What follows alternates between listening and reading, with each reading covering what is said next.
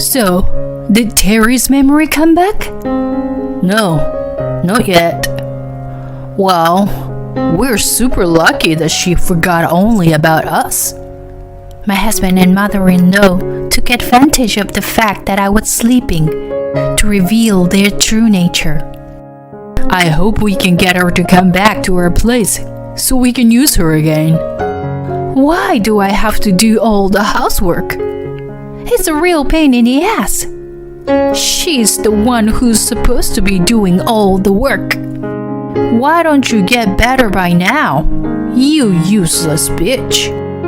My name is Terry, a 32-year-old office worker. This sucks. I don't know how I let it happen. Then I heard a familiar voice and I opened my eyes. Terry, you're awake. Thank God. I opened my eyes and there was my mother with tears in her eyes. I looked around and realized that I was in a hospital room. Mom, why am I here? Seems like you suddenly got dizzy outside and fell down the stairs. What? Is that so? You had a concussion and lost consciousness. You were rushed to the hospital by ambulance. Oh, yeah. Sorry. Don't apologize. I'm so glad you are awake. I'm gonna get a doctor now. Said that, my mother left the room.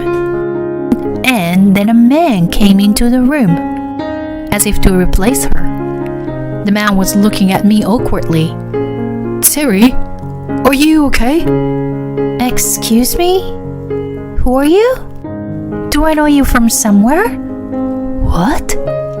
I'm sorry, I don't remember. You're kidding, right? I'm Vince. I had no idea who he was. This man calls me by name, as if he is familiar with me. But for some reason, I can't remember anything about this man. I've never seen his face before, and I think I've never heard his name before. Vince? Then the man said something surprising. I'm your husband. What? I was confused. I was supposed to be single. I was never married. But the man in front of me says he is my husband.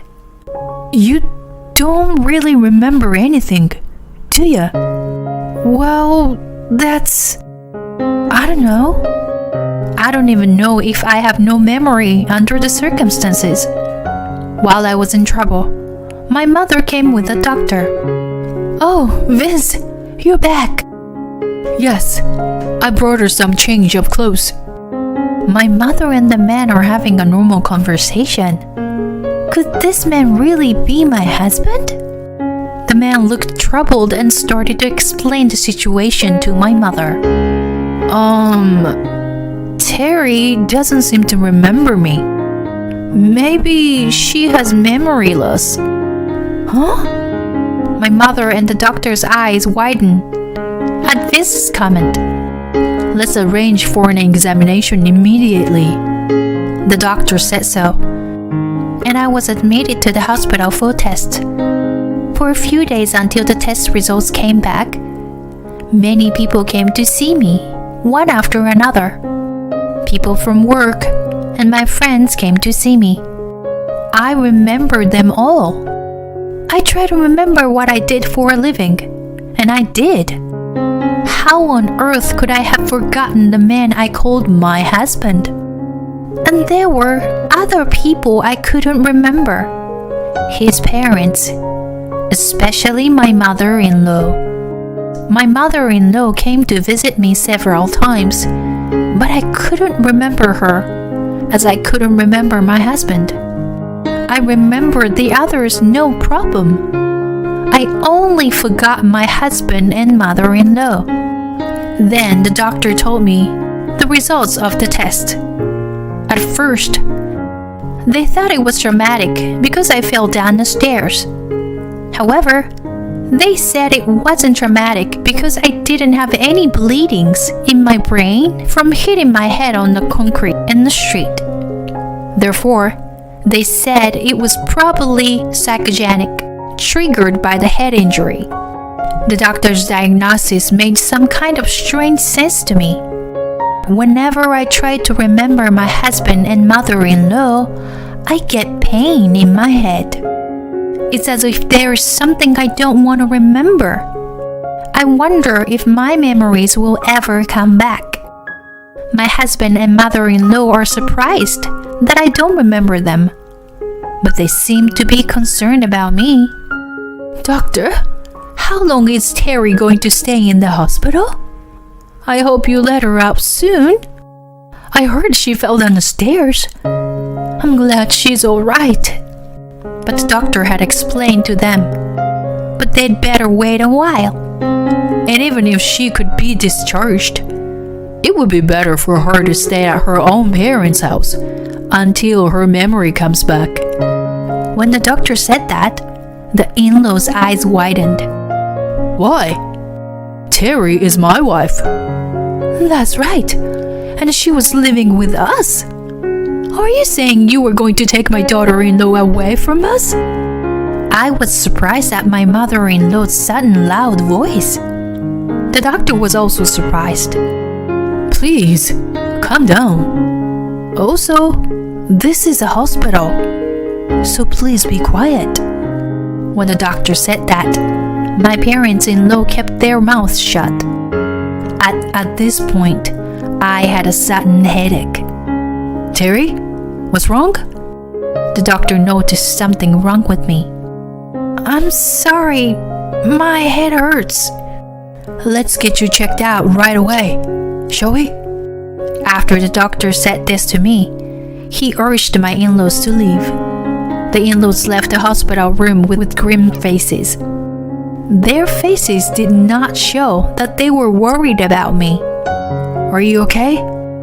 After my in-laws left, the doctor asked me with a worried face. I felt a little better, actually, after they left. I see.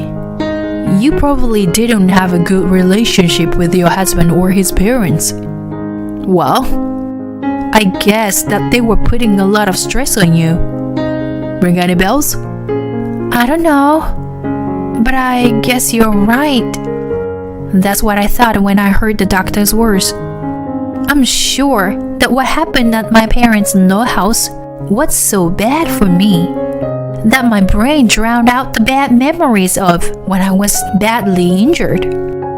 When I think about it, their panic when I was told by the doctor that I should go back to my parents' house seemed suspicious to me. Perhaps they were in a hurry because they would no longer be able to use me for their convenience. I instantly became afraid of my in-laws. What in the world were they doing to me when we were living together? The only thing I could think of while living them was bullying. Did my in-laws treat me that badly? But when I try to remember what happened at my in-laws' house, I couldn't remember at all. When I try to remember, my head hurts like hell. When I told my parents about it, they were very worried. But honey, you told me that living together with them wasn't a problem. Maybe you were holding back to avoid worrying us. Right, Terry? I don't know, but if that's the case, I'm sorry. Don't apologize. You're still at a loss of memory, and we don't know the truth yet. Then, my father seemed to have an idea, and he suggested something.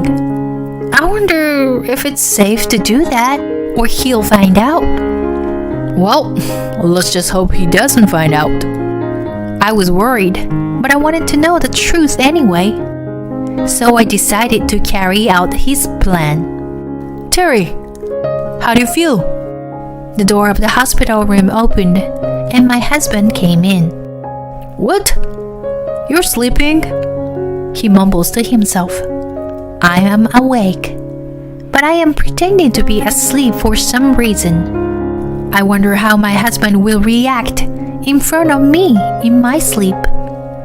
I am watching him carefully to see if he reveals his true nature again. He sits down on a chair next to the bed and sighs. I hear the lid of the can of coffee pop open. Then I hear the sound of coffee gurgling down my husband's throat. I took deep breath and pretended to be sound asleep. Then the door to the hospital room opened again.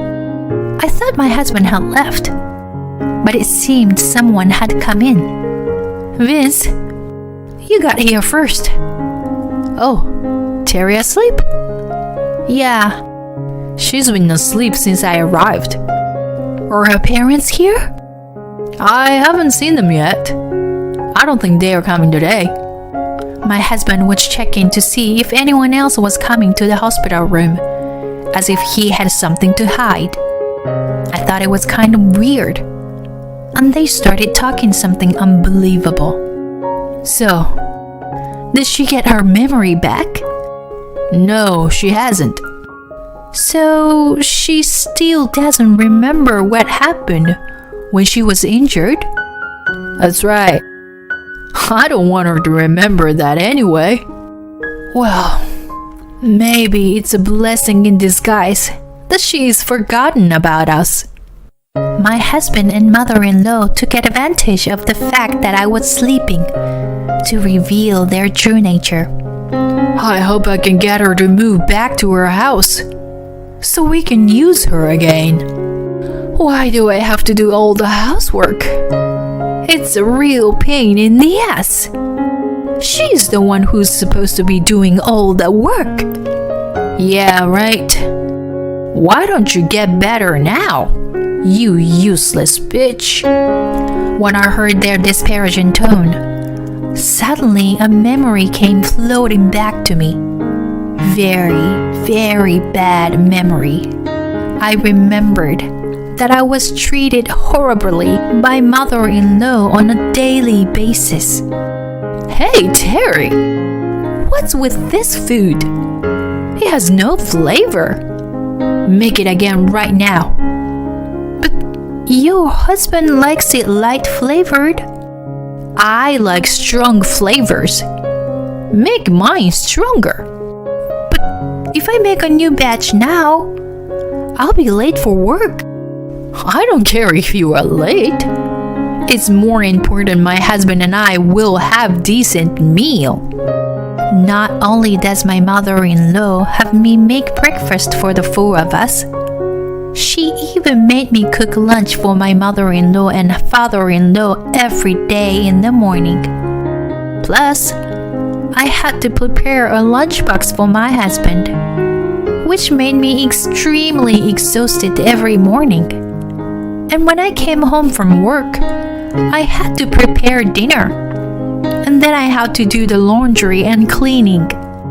I always bathe last. And it's only at midnight that I can go to bed after all the chores are done. But in the morning, I have to wake up at around 5 a.m. every day. They were abusing me like this, so I was physically and mentally exhausted. I was in such a state that I could have collapsed at any moment. And I also remembered the time when I was injured, when I lost my memory. It was when I was in the car that my husband was driving. We had gone out that day to buy a birthday present for my mother-in-law. My husband had forced me to go to all kinds of stores. He finally decided on a gift and we were driving home happily. But at the time, I was so tired that I fell asleep in the passenger seat. Then my husband stopped the car suddenly and snapped at me. You've got to be kidding me. What are you doing sleeping? Oh, I'm sorry. Get out of the car and walk home, you lousy wife. The next thing I knew, he got out of the driver's seat and opened the passenger's door. He unbuckled my seatbelt and tried to force me to get out. I made a crouching motion with my hands on my head, but my husband grabbed my arm and pulled me down. I fell to the ground with great force. I probably had a concussion from the strong impact and fainted. This is how I remember everything. I had to leave the hospital as soon as possible and call the police. I acted as if I had just woken up, just as the in-laws finished their conversations. When they realized I was awake, they suddenly smiled and pretended to be kind to me. Terry, you are awake. How you feeling? Take it easy. You can count on us if you need anything. I was so scared when they said those kind words to me. I'm sorry. I guess I fell asleep. I've been doing the test all day and I am exhausted. I'm sorry. Don't worry about it. I'll see you later. I apologized and they left with smiles on their faces. I called my parents right away. I told them about what had happened and how they had treated me. Of course, I told them about the time I was injured. My parents were very surprised and furious. They immediately called the police and filed a damage report. And we made up our minds to ask for a divorce. But all this had to be done without my in-laws finding out. I was discharged from the hospital and went back to my parents' house for the time being. My father and I visited my in-laws and asked them to let me take some of my belongings so that I can stay with my parents for a little while to rest. My in-laws asked me if my memory had returned, and I lied and said it still hadn't. My in-laws looked worried at first, and I told them that doctor told me that my memory might not come back at all. When I told them that, their eyes lit up. Well, I'm sorry about that. But don't worry, honey. You come back to us when you're feeling better, okay? Yes. We care about you very much, Terry. My husband and mother-in-law are saying such things. My dad clenched his fist, but managed to calm down and be patient. He went to my room first to get my stuff. I collected my clothes and some other things, trying not to let my in-laws know. After that, I went straight to the police station with my father. I explained the circumstances of my injury and filed a damage report. The police said they would start investigating immediately. Then we hired a lawyer and discussed the divorce. Fortunately, I kept diaries of the abuse I received daily all this time. It was an unbelievable number of abusive behaviors recorded. My lawyer said that if I had this much of evidence, I could file for alimony on my demands. And when I was all set, I decided to meet with my husband. I sent a message to my husband that says, part of my memories came back, and I wanted to talk to him. Sure enough, he brought his mother with him. So I brought my father and my lawyer. So, Terry, isn't it true that your memory came back? My husband and mother-in-law looked very upset. I told them calmly, showing no emotion. Yes, I remember. I remember how you got me injured and how your parents bullied me. They turned pale when I said that. But my in-laws, still thinking they can get away with this, continued. Wait a minute. Do you have any proof that we did that? Yeah, Vince is right. Don't you dare say such a stupid thing. I can sue you for libel, you know. My husband and mother-in-law are still threatening me. Then, with a sigh, my lawyer opened his mouth. Terry kept dozens of diaries to record the abuse she received from you too. She also secretly recorded your conversations in the hospital. at her father's suggestion. The conversation when Terry was injured is also in evidence. When the lawyer said that, They were understandably upset. Wait a minute. Recording? I put the finishing touches on my husband's hesitation. I've already reported that you caused my injury. I filed a damage report. The security camera on the street caught you pulling me out of the car. One of these days, the police are going to bring you in for arrest for assault. Oh no. This can't be. My husband tried to run away. Then the lawyer said, If you run away, you'll be charged with even more serious crimes. He fell on his knees and his mother froze. Her face was also pale. I'm divorcing you, and I am going to charge you alimony for the mental anguish as well. I said this and left with my lawyer and my father. After a while, my divorce from my husband was finalized, and the alimony was paid. And my ex-husband was arrested for assault. I did not settle and prosecuted him, and my ex-husband was fined. My ex-husband had already paid me alimony, and his savings were gone. So his parents paid a fine for the assault. His workplace found out about his arrest, of course. My ex-husband was fired. Furthermore, the neighbors and relatives got to know about it, and the family became completely isolated.